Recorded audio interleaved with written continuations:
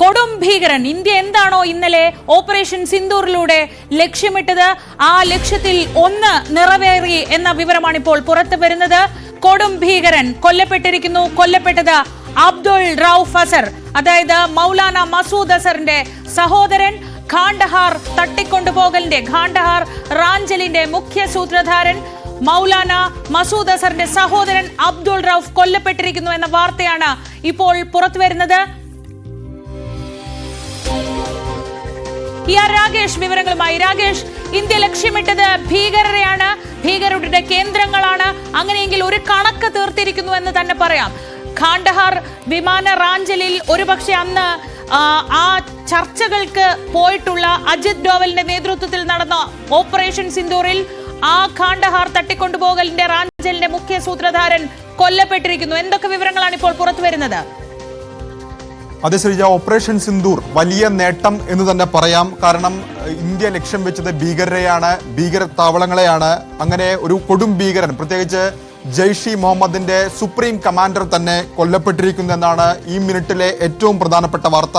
അതായത് ജെയ്ഷിന്റെ സുപ്രീം കമാൻഡറായ അബ്ദുൾ റൌഫ് അസർ കൊല്ലപ്പെട്ടിരിക്കുന്നു. ഇന്നലെ ഉണ്ടായ ഇന്ത്യയുടെ ആക്രമണത്തിൽ കൊല്ലപ്പെട്ടിരിക്കുന്നു. കാരണം ഇന്ത്യ ലക്ഷ്യം വെച്ചത് 9 കേന്ദ്രങ്ങളാണ്. അതിൽ തന്നെ 4 കേന്ദ്രങ്ങൾ പാകിസ്ഥാനിലായിരുന്നു. ജെയ്ഷിന്റെ ആസ്ഥാനം എന്ന് പറയുന്നത് ബഹാവൽപൂരിലായിരുന്നു.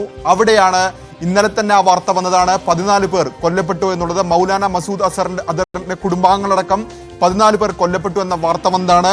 അതിലേതായാലും അബ്ദുൾ റൌഫ് അസർ കൂടി ഉൾപ്പെടുന്നു എന്നുള്ളതാണ് ഏറ്റവും പ്രധാനപ്പെട്ട വാർത്ത. പ്രത്യേകിച്ച് ഇന്ത്യയിൽ എണ്ണിയാലൊടുങ്ങാത്ത ഭീകരാക്രമണങ്ങൾ നടത്തിയിട്ടുണ്ട് ജെയ്ഷ് ഇ മുഹമ്മദ്. കാരണം 1999-ലാണ് മൗലാന മസൂദ് അസറിനെ ഇന്ത്യ ഇത്തരത്തിൽ വിട്ടു നൽകേണ്ടി വന്നത്. അന്ന് 160-ലധികം വരുന്ന ഇന്ത്യക്കാർ, പ്രത്യേകിച്ച് കാഠ്മണ്ഡുവിൽ നിന്ന് ഡൽഹിയിലേക്ക് തിരിച്ച ഇന്ത്യൻ എയർലൈൻസിന്റെ IC 814 നമ്പർ വിമാനം, അതാണ് അന്ന് ഭീകരർ തട്ടിക്കൊണ്ടുപോയത്. ആ തട്ടിക്കൊണ്ടുപോകലിന്, വിമാനം തട്ടിക്കൊണ്ടുപോകാൻ മുഖ്യ ആസൂത്രണം അല്ലെങ്കിൽ മാസ്റ്റർ മൈൻഡ് എന്നൊക്കെ വിശേഷിപ്പിക്കപ്പെടാവുന്ന ഭീകരനായിരുന്നു അബ്ദുൾ റൌഫ് അസർ. അങ്ങനെ 7 ദിവസം യാത്രക്കാരെ ബന്ദികളാക്കിയ ശേഷം അന്ന് ജമ്മുവിലെ കോട്ട് ബൽവാൾ ജയിലിൽ കഴിയുകയായിരുന്ന മൗലാന മസൂദ് അസറിനെയും മറ്റു 2 ഭീകരരെയും ഇന്ത്യക്ക് വിട്ടു നൽകേണ്ടി വന്നു. അന്ന് വിദേശകാര്യമന്ത്രിയായിരുന്ന ജസ്വന്ത് സിംഗ് ആണ് ഇവർക്ക് അകമ്പടി പോയതും. അങ്ങനെ ഈ ഭീകരരെ വിട്ടു നൽകിക്കൊണ്ടാണ് ഇന്ത്യക്ക് ഈ യാത്രക്കാരെയൊക്കെ തന്നെ രക്ഷിക്കാൻ സാധിച്ചത്. അന്നത്തെ ഒരുപക്ഷെ ഇന്ത്യയുടെ നയതന്ത്ര ചരിത്രത്തിലെ ഏറ്റവും വലിയ അല്ലെങ്കിൽ മോശം അധ്യായം എന്നൊക്കെ വേണമെങ്കിൽ വിശേഷിപ്പിക്കപ്പെടാവുന്നതാണ് ഈ കാണ്ഡഹാർ വിമാന റാഞ്ചൽ. ആ കാണ്ഡഹാർ വിമാന റാഞ്ചലിന് നേതൃത്വം വഹിച്ച കൊടും ഭീകരനെ ഇപ്പോൾ ഏതായാലും ഓപ്പറേഷൻ സിന്ധുവിൽ കൊലപ്പെടുത്തിയിരിക്കുന്നു. അബ്ദുൾ റൌഫ് അസർ കൊല്ലപ്പെട്ടിരിക്കുന്നതാണ് ഏറ്റവും പ്രധാനപ്പെട്ട വാർത്ത. ഇന്നലെ തന്നെ മൗലാന മസൂദ് അസർ ഉണ്ടായ പ്രതികരണങ്ങൾ ഉറുദു മാധ്യമങ്ങൾ നൽകിയിരുന്നു. കുടുംബാംഗങ്ങൾ കൊല്ലപ്പെട്ടുവെന്ന് അയാൾ സ്ഥിരീകരിച്ചതാണ്. ഇപ്പോൾ ഏതായാലും സഹോദരൻ കൂടിയായ ജെയ്ഷിന്റെ സുപ്രീം കമാൻഡറായ, പ്രത്യേകിച്ച് സമീപകാലത്തൊക്കെ തന്നെ ജെയ്ഷിന്റെ ഓപ്പറേഷനുകളെല്ലാം തന്നെ നേതൃത്വം കൊടുത്തിരുന്നത് അബ്ദുൾ റൌഫ് അസർ ആയിരുന്നു. ഏതായാലും അബ്ദുൾ റൌഫ് അസർ കൊല്ലപ്പെട്ടിരിക്കുന്നതാണ് പ്രധാനപ്പെട്ട വാർത്ത. മാത്രവുമല്ല, അല്പം മുമ്പ് സർവകക്ഷി യോഗത്തിലാണ് ആ യോഗത്തിന് അധ്യക്ഷത വഹിച്ച പ്രതിരോധ മന്ത്രി രാജ്നാഥ് സിംഗ് 100-ലധികം ഭീകരർ കൊല്ലപ്പെട്ടിട്ടുണ്ട് എന്ന് വ്യക്തമാക്കിയത്. അതിന് പിന്നാലെയാണ് ഇപ്പോൾ അബ്ദുൾ റൌഫ് അസർ കൊല്ലപ്പെട്ടു എന്ന സ്ഥിരീകരണം അല്ലെങ്കിൽ വിവരം ഈ ഘട്ടത്തിൽ പുറത്തു വന്നുകൊണ്ടിരിക്കുന്നത്. ശ്രീജ, പാകിസ്ഥാനിലെ ഭീകരവാദികളെ സംബന്ധിച്ച് ഏറ്റവും പ്രധാനപ്പെട്ട ഒരു കാര്യമാണിത്. കാരണം ഇന്ത്യ ലോകത്തോട് ഇന്നലെ തൊട്ട് പറയുന്നത്, ഞങ്ങൾ പാകിസ്ഥാനെയല്ല ആക്രമിച്ചത്, പാകിസ്ഥാനിലെ സൈനികരെയല്ല, പാകിസ്ഥാനിലെ സാധാരണക്കാരെയല്ല ആക്രമിച്ചത്, പാകിസ്ഥാനിലെ ഭീകരവാദ സംഘടനകളെ, അവരുടെ കേന്ദ്രത്തെയാണ്, ഭീകരവാദത്തെയാണ് ആക്രമിച്ചത് എന്ന ഇന്ത്യയുടെ വാദത്തിന് ഏറ്റവും അടിത്തറ പകരുന്ന, ഇന്ത്യയുടെ ലക്ഷ്യം വളരെ കൃത്യമായിരുന്നു എന്ന് തെളിയുന്ന ഒരു വാർത്തയാണ് ഇപ്പോൾ വരുന്നത്. ജെയ്ഷ് ഇ മുഹമ്മദിന്റെ സുപ്രീം കമാൻഡർ എന്നറിയപ്പെടുന്ന അബ്ദുൾ റൌഫ് അസർ, മസൂദ് അസറിന്റെ സഹോദരൻ കൂടിയാണ് ഇയാൾ. ഏറ്റവും ശ്രദ്ധേയമായ കാര്യം രാകേഷ് പറഞ്ഞതുപോലെ ഇന്ത്യയുടെ ചരിത്രത്തിലെ തന്നെ ഏറ്റവും നാണം കെട്ട ഒരു ഏട് എന്നാണ് ഇന്ത്യൻ രാഷ്ട്രീയത്തിൽ തന്നെ ഈ കാണ്ഡഹാർ വിമാന റാഞ്ചലിനെ പറയുന്നത്. അന്ന് ഈ വിമാന റാഞ്ചലിന് ശേഷം ചർച്ചകൾക്കായി പോയത് ആഭ്യന്തര മന്ത്രാലയം നിയോഗിച്ച ഒരു സംഘമാണ്. ആ സംഘത്തിൽ ഉണ്ടായിരുന്നത്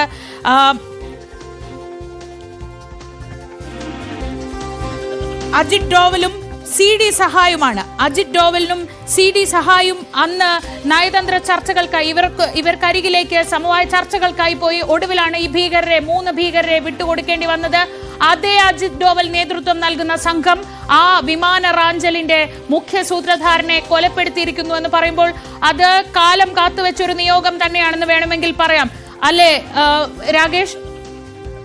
അതെ ശ്രീജ, കാരണം അന്ന് അജിത് ഡോവൽ അടക്കമുള്ളവർ ഇത്തരമൊരു നീക്കത്തിൽ അല്ലെങ്കിൽ ഇത്തരമൊരു ഇടപെടൽ നടത്തിയതിന് ഏറെ പഴികേട്ടതാണ്. പിന്നീട് പല കാലങ്ങളായി പഴികേട്ടതാണ്. കാരണം ഈ മൗലാന മസൂദ് അസറിനെ അന്ന് ഏതാണ്ട് 99 വിട്ടയക്കുന്നു. പക്ഷെ അതിനുശേഷം നോക്കുകയാണെങ്കിൽ രാജ്യത്ത് നടന്ന ഭീകരാക്രമണങ്ങളിലൊക്കെ തന്നെ ജെയ്ഷ് ഇ മുഹമ്മദിന് വലിയ പങ്കുണ്ട്. അത് 2001 മുതൽ നോക്കുകയാണെങ്കിൽ പലപ്പോഴായി പല ഘട്ടങ്ങളിലായി അത്തരം ആക്രമണങ്ങൾ നടന്നിട്ടുണ്ട്. കാരണം 2001 NDA സർക്കാരിന്റെ കാലത്താണ് പാർലമെന്റ് ആക്രമണം നടക്കുന്നത്. അതിനുശേഷം 2016 നരേന്ദ്രമോദി സർക്കാർ അധികാരത്തിൽ വന്ന ശേഷമാണ് പട്ടാൻകോട്ടിൽ സൈനിക താവളത്തിന് നേരെ ആക്രമണം നടക്കുന്നത്. കാരണം മുൻപെല്ലാം തന്നെ ഇത്തരത്തിൽ സൈനികരൊക്കെ തന്നെ ഏറ്റുമുട്ടൽ കൊല്ലപ്പെട്ടിട്ടുണ്ട്, നമ്മൾ വാർത്തകൾ കേട്ടിട്ടുണ്ട്. പക്ഷേ ഇന്ത്യയുടെ സൈനിക താവളങ്ങളിലേക്ക് ഭീകരർ ആക്രമിക്കുന്നത് അധികം കേട്ടുകേൾവിയില്ലാത്തതായിരുന്നു. പിന്നീട് ഉറി, നഗ്രോട്ട അടക്കം പല ഭാഗങ്ങളിൽ ഇത്തരത്തിൽ സമാനമായ രീതിയിൽ സൈനിക താവളങ്ങൾക്ക് നേരെ ആക്രമണം ഉണ്ടായി. അതിനുശേഷം പുൽവാമയിൽ വലിയ തോതിൽ സൈനിക വാഹന വ്യൂഹത്തിന് നേരെ ആക്രമണം ഉണ്ടായി. അന്നെല്ലാം തന്നെ ഇതിന്റെ ചരട് വലിച്ചത്, ആസൂത്രണം നടത്തിയത് ജെയ്ഷ് ഇ മുഹമ്മദ് ആയിരുന്നു. മൗലാന മസൂദ് അസർ എന്ന ഭീകരന്റെ സംഘടനയായിരുന്നു. ഏതായാലും പലപ്പോഴായി ഈ ആക്രമണം ഉണ്ടാകുന്ന ഘട്ടത്തിലൊക്കെ തന്നെ അജിത് ഡോവലിന്റെ പേരും അക്കാലങ്ങളിലൊക്കെ തന്നെ ചർച്ച ചെയ്യപ്പെട്ടതാണ്. കാണ്ഡഹാർ വിമാന റാഞ്ചൽ ചർച്ച ചെയ്യപ്പെട്ടതാണ്. ഇപ്പോൾ ഏതായാലും ഇന്ത്യ, പ്രത്യേകിച്ച് ഓപ്പറേഷൻ സിന്ദൂരിന് നേതൃത്വം വഹിച്ചത്, അതിന് ആസൂത്രണം ചെയ്തത് അജിത് ഡോവലാണ്. കാരണം ഒരു വിമാനം പോലും അതിർത്തി കടക്കാതെ, ഒരു സൈനികൻ പോലും അതിർത്തി കടക്കാതെ കൃത്യമായി ആസൂത്രണത്തോടുകൂടി ഇന്ത്യ നടപ്പാക്കിയ ഓപ്പറേഷനായിരുന്നു ഓപ്പറേഷൻ സിന്ദൂർ. അതാണിപ്പോൾ വലിയ നേട്ടമായിരിക്കുന്നത്, വിജയമായിരിക്കുന്നത്. കാരണം ഭീകരത്താവളങ്ങൾ സാധാരണഗതിയിൽ അത് പാക് അധിനിവേശ കാശ്മീരിലെ ഭീകരത്താവളങ്ങളാണ് അത്തരത്തിൽ ആക്രമിക്കാറുള്ളത്. പക്ഷേ ഇത്തവണ ഇന്ന് ഇന്ത്യയുടെ സ്ട്രാറ്റജി തന്നെ മാറ്റിക്കൊണ്ടുള്ള നീക്കമാണ് അജിത് ഡോവലിന്റെയും സംഘത്തിന്റെയും നേതൃത്വം നടന്നത്. കാരണം പഞ്ചാബ് പ്രവിശ്യയിലെ 4 ഭീകരത്താവളങ്ങൾ ലക്ഷ്യം വെച്ചു. അതിൽ തന്നെ ഏറ്റവും പ്രധാനപ്പെട്ട ഭീകരത്താവളമായിരുന്നു ഇപ്പോൾ ഈ ജെയ്ഷിന്റെ ആസ്ഥാനമായ ബഹാവൽപൂർ. അവിടെ ഉണ്ടായിരിക്കുന്ന ആക്രമണത്തിലാണ് ഇപ്പോൾ മൗലാന മസൂദ് അസറിന്റെ സഹോദരൻ കൊല്ലപ്പെട്ടിരിക്കുന്നതാണ് ഏറ്റവും പ്രധാനപ്പെട്ട കാര്യം. അബ്ദുൾ റൌഫ് അസർ ഈ ഓപ്പറേഷൻ സിന്ദൂരിൽ കൊല്ലപ്പെട്ടിരിക്കുന്നതാണ് ഈ നിമിഷത്തെ, ഈ മണിക്കൂറിലെ പ്രധാനപ്പെട്ട വാർത്ത. തീർച്ചയായും കേന്ദ്ര സർക്കാരിന് അഭിമാനിക്കാം, ഒപ്പം തന്നെ നേട്ടമായി അവകാശപ്പെടാം. കാരണം എന്താണോ ഈ ഓപ്പറേഷനിലൂടെ ലക്ഷ്യം വെച്ചത് അത് നേട്ടത്തിലേക്ക് എത്തുന്നു, ഫലപ്രാപ്തിയിലേക്ക് എത്തുന്നു എന്നത് തന്നെയാണ് പ്രധാനപ്പെട്ട വാർത്ത. ഏതായാലും ഇനി സർക്കാരിന്റെ ഭാഗത്തു നിന്നടക്കം ഒരു ഔദ്യോഗികമായ പ്രതികരണം ഒരുപക്ഷെ ഇക്കാര്യത്തിൽ ഉണ്ടാകാൻ സാധ്യതയുണ്ട്. നിലവിൽ ഇതുവരെ സർക്കാർ എത്ര പേർ കൊല്ലപ്പെട്ടുവെന്ന് ഔദ്യോഗികമായി, അതായത് മാധ്യമങ്ങൾക്ക് മുമ്പാകെ പ്രതികരിച്ചിട്ടില്ല. ഇന്നലെ വിദേശകാര്യ സെക്രട്ടറി അടക്കമുള്ള വാർത്താ സമ്മേളനം നടത്തിയപ്പോൾ പോലും ചോദ്യങ്ങൾ ഉണ്ടായിരുന്നില്ല. പകരം ആ ഓപ്പറേഷനെ കുറിച്ച് മാത്രമാണ് അവർ വിശദീകരിച്ചത്. ഏതായാലും ഇന്ന് സർവകക്ഷി യോഗത്തിൽ 100 ഭീകരരെ വകവരുത്തി എന്ന് പ്രതിരോധ മന്ത്രി അറിയിച്ചിരുന്നു. അതിനുശേഷമാണ് ഇപ്പോൾ ഈ വാർത്ത കൂടി പുറത്തു വരുന്നത്. സ്വാഭാവികമായും സർക്കാരിന്റെ ഭാഗത്തുനിന്ന് ഒരുപക്ഷെ വലിയ നേട്ടമായ സാഹചര്യത്തിൽ തന്നെ ഇക്കാര്യത്തിൽ ഒരു പ്രതികരണം ഉണ്ടായേക്കാം. പ്രതികരണം ഉണ്ടായാലും ഇല്ലെങ്കിലും ഇത് സർക്കാരിനെ സംബന്ധിച്ച്, രാജ്യത്തെ സംബന്ധിച്ച് വലിയ നേട്ടം തന്നെയാണ് ഇപ്പോൾ ഉണ്ടായിക്കൊണ്ടിരിക്കുന്നത്. തീർച്ചയായും അതെ. ഒരു കൊടും ഭീകരനെ കൊലപ്പെടുത്താനായി ഈ ഓപ്പറേഷനിൽ തീർച്ചയായും ബാക്കി വിവരങ്ങളൊക്കെ ഇപ്പോഴും പുറത്തു വരുന്നതേയുള്ളൂ. ഇന്നലത്തെ വാർത്താ സമ്മേളനത്തിൽ ചോദ്യങ്ങൾ ഉണ്ടായിരുന്നില്ല. ഓപ്പറേഷനെ പറ്റിയുള്ള കൃത്യമായൊരു വിശദീകരണം മാത്രമാണ് ഉണ്ടായത്. ഇന്ന് സർവകക്ഷി യോഗത്തിൽ 100 ഭീകരർ കൊല്ലപ്പെട്ടു എന്ന വിവരങ്ങൾ പ്രതിരോധ മന്ത്രി പറഞ്ഞു. പക്ഷെ അപ്പോഴും കൃത്യമായ വിവരങ്ങൾ ഇതുവരെയും മാധ്യമങ്ങൾക്ക് ലഭ്യമായിട്ടില്ല. അതിന്റെ ഇങ്ങനെ ഒരു ഓപ്പറേഷൻ ആയതുകൊണ്ട് തന്നെ അതിന്റെ രഹസ്യ സ്വഭാവം കാത്തു സൂക്ഷിച്ചിട്ടുണ്ട്. അപ്പോൾ ഇനി അറിയേണ്ടത് സർക്കാരിന്റെ ഭാഗത്തു നിന്നുള്ള ഔദ്യോഗിക വിശദീകരണമാണ്. മസൂദ് അസറിനെയാണ് ഇന്ത്യ ലക്ഷ്യമിട്ടത്. സംശയമില്ല, ഇന്ത്യയെ സംബന്ധിച്ച് ഐക്യരാഷ്ട്രസഭ തന്നെ കൊടും ഭീകരനായി പ്രഖ്യാപിച്ചിട്ടുള്ള മസൂദ് അസറിനെ എത്ര കണ്ട് രക്ഷിക്കാൻ, എത്ര കണ്ട് സുരക്ഷിതമാക്കിയിരിക്കാൻ ശ്രമിച്ചാലും അവിടെ കണ്ടെത്തും എന്നൊരു മെസ്സേജ് ഇന്ത്യ കൊടുത്തിരുന്നു. അതിന്റെ ഭാഗമാണ് മസൂദ് അസറിന്റെ കേന്ദ്രത്തിലേക്ക് നടത്തിയ ആക്രമണം. അതിൽ മസൂദ് അസറിന്റെ കുടുംബാംഗങ്ങൾ കൊല്ലപ്പെട്ടു എന്ന വിവരം ഇന്നലെ വന്നിരുന്നു. 10 പേർ മരിച്ചു എന്ന വാർത്ത, കൊല്ലപ്പെട്ടു എന്ന വാർത്ത മസൂദ് അസറിന്റേതായി തന്നെ ഒരു വാർത്താക്കുറിപ്പിലൂടെ പുറത്തു വന്നിരുന്നു. ഇപ്പോൾ അറിയുന്നത് സഹോദരൻ മാത്രമല്ല, അയാൾ കൊടും ഭീകരനാണ്. മസൂദ് അസറിന്റെ സഹോദരൻ അബ്ദുൾ റൌഫ് കാണ്ഡഹാർ വിമാന റാഞ്ചൽ ഉൾപ്പെടെ മറ്റ് ഇന്ത്യക്ക് നേരെ നടന്നിട്ടുള്ള മറ്റ് വലിയ ഭീകരവാദ ആക്രമണങ്ങൾ, പാർലമെന്റ് അറ്റാക്ക് ഉൾപ്പെടെയുള്ള കാര്യങ്ങളിലൊക്കെ അബ്ദുൾ റൌഫിന് പങ്കുണ്ട്. അങ്ങനെ ഒരാളെ കൊല്ലാൻ കഴിഞ്ഞു, ആ ഭീകരവാദിയെ തീർക്കാൻ കഴിഞ്ഞു എന്ന് ഇന്ത്യക്ക് തീർത്തും അഭിമാനത്തോടെ തന്നെ പറയാം. ഈ ഓപ്പറേഷന്റെ മറ്റ് വിവരങ്ങൾ ഇപ്പോഴും ഒരു പരിധിവരെ വളരെ നിയന്ത്രിതമായി മാത്രമേ പുറത്തേക്ക് വരുന്നുള്ളൂ. ഇനിയും ആക്രമണം ഉണ്ടാകുമെന്ന് പാകിസ്ഥാൻ ഭയക്കുന്നുണ്ട്.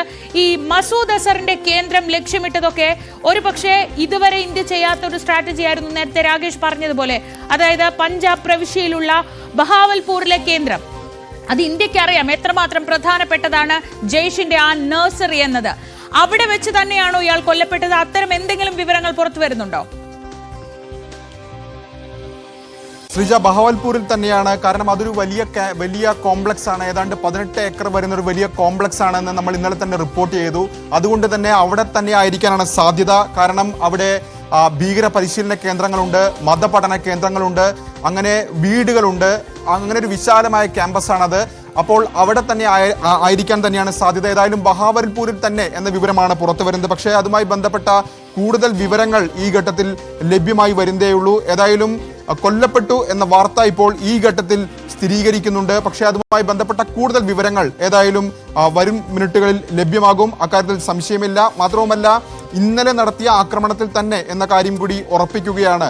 ഏതായാലും ഇന്ത്യയെ സംബന്ധിച്ച് നമ്മൾ സൂചിപ്പിച്ചതുപോലെ എന്താണോ ഈ ഓപ്പറേഷൻ കൊണ്ട് ലക്ഷ്യമിട്ടത് അത് നേട്ടത്തിലേക്ക് എത്തുന്നു, ഫലപ്രാപ്തിയിലേക്ക് എത്തുന്നു എന്ന് തന്നെ പറയാം. കാരണം ഒരു സൈനിക താവളം പോലും ആക്രമിക്കാതെ, സാധാരണക്കാരായ ജനങ്ങളെ ആക്രമിക്കാതെ ഭീകര താവളങ്ങൾ മാത്രം ലക്ഷ്യമിട്ടുകൊണ്ട് നടത്തിയ ഒരു ആക്രമണമായിരുന്നു. ആ ആക്രമണത്തിലാണ് ഒരു കൊടും ഭീകരൻ ഇപ്പോൾ കൊല്ലപ്പെട്ടിരിക്കുന്നത്. അത് ഭീകരൻ എന്നതിനേക്കാൾ ഉപരി ഇന്ത്യയിൽ എണ്ണിയാലൊടുങ്ങാത്ത ആക്രമണങ്ങൾ നടത്തിയിട്ടുണ്ട്. കാരണം ഇന്നലെ വിദേശകാര്യ സെക്രട്ടറി തന്നെ വ്യക്തമാക്കിയ കാര്യം, സാധാരണക്കാരായ ഏതാണ്ട് 350-ലധികം ആളുകളാണ് കശ്മീരിൽ കഴിഞ്ഞ കുറച്ച് വർഷങ്ങൾക്കിടെ കൊല്ലപ്പെട്ടതെന്ന് അദ്ദേഹം വിശദീകരിക്കുകയുണ്ടായി. ഇതിലൊക്കെ തന്നെ ജയ്ഷെ മുഹമ്മദിന് വലിയ പങ്കുണ്ട്. അപ്പോൾ ഇന്ത്യ തിരയുന്ന, അല്ലെങ്കിൽ ഇന്ത്യയിൽ വലിയ രീതിയിൽ ആക്രമണം നടത്തിയ ഒരു ഭീകരൻ എന്ന് തന്നെ പറയാം. അത് കണ്ടഹാർ വിമാനറാഞ്ചൽ തൊട്ട് ഇപ്പോൾ ഇങ്ങോട്ട് നോക്കുകയാണെങ്കിൽ ഏതാണ്ട് 26 വർഷക്കാലം ഇന്ത്യയിൽ പലപ്പോഴായി പലയിടങ്ങളിലായി ആക്രമണം നടത്തിയ ഭീകരൻ.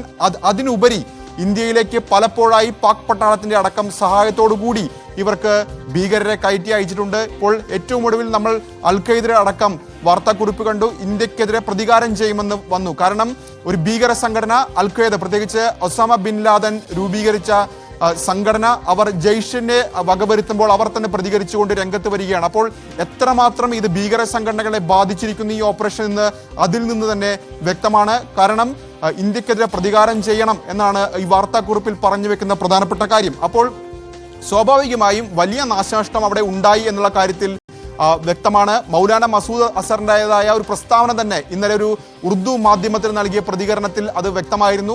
പക്ഷെ അതിൽ പറഞ്ഞിരുന്നത് 10 കുടുംബാംഗങ്ങൾ, ഒപ്പം തന്നെ സഹായികളും സ്വന്തക്കാരുമായ മറ്റു 4 പേർ എന്നാണ് അതിൽ പറഞ്ഞിരുന്നത്. പക്ഷേ സഹോദരിയും സഹോദരിയുടെ ഭർത്താവും എന്നാണ് ഇന്നലെ പുറത്തു വന്ന വാർത്തകളെങ്കിൽ ഇന്ന് ഇപ്പോൾ കാര്യങ്ങൾ മാറിമറിയുകയാണ്. അങ്ങനെയല്ല, മറ്റൊരു ബന്ധു കൂടി, അടുത്ത ബന്ധു കൂടി, സഹോദരൻ കൂടി, റൌഫ് അസർ കൂടി കൊല്ലപ്പെട്ടിരിക്കുന്നു എന്നുള്ളതാണ് ഇതിൽ